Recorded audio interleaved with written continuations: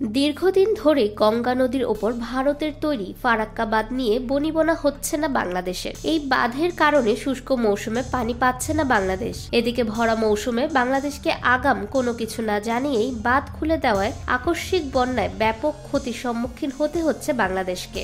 যা নিয়ে উভয় দেশের মধ্যে 2 দিন ব্যাপী বৈঠক অনুষ্ঠিত হয়েছে, তবে শেষ পর্যন্ত কোনো সমঝোতায় না পৌঁছেই শেষ হয়েছে বৈঠক।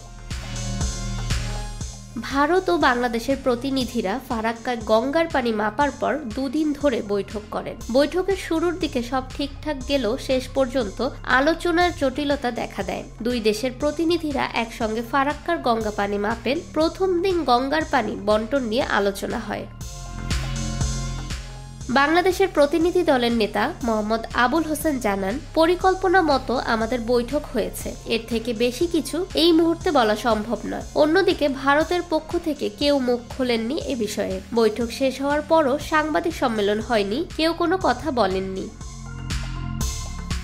শুক্রবারের বৈঠকে আলোচ্য ছিল ভারত ও বাংলাদেশের মধ্যে তথ্য ভাগাভাগি, বন্যা রিপোর্ট, সীমান্ত নদীগুলোকে কেন্দ্র করে 2 দেশের পরিকল্পনার বিষয়টি। একাধিক বিষয়ের আলোচনায় কোনো সিদ্ধান্তে না আসতে পারার কারণে বৈঠকের পর এখনও কোনো সই করা হয়নি বলে সূত্র জানাচ্ছে। গত বছর বন্যায় একাধিক সীমান্ত নদীতে ক্ষয়ক্ষতি হয়েছে। বেশ কিছু জায়গায় বাঁধ ভেঙে পড়েছে। সীমান্ত নদী হওয়ার কারণে যা মেরামতের জন্য 2 দেশের সম্মতি প্রয়োজন।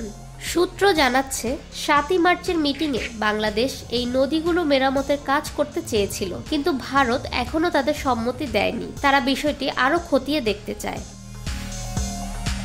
প্রতি বছর বাংলাদেশ থেকে ভারতে গঙ্গা পানি বন্টন চুক্তি মেনে পানি ভাগাভাগি হচ্ছে কিনা তা দেখতে যান বাংলাদেশের প্রতিনিধিরা। 4 মার্চ ফারাক্কায় গিয়ে পানি মাপার পর ভাগাভাগি নিয়ে সন্তুষ্টির কথা জানান। সেই সঙ্গে আরও জানান, এবছর পানি কম থাকার জন্য 2 দেশেই পানি কম পাচ্ছে।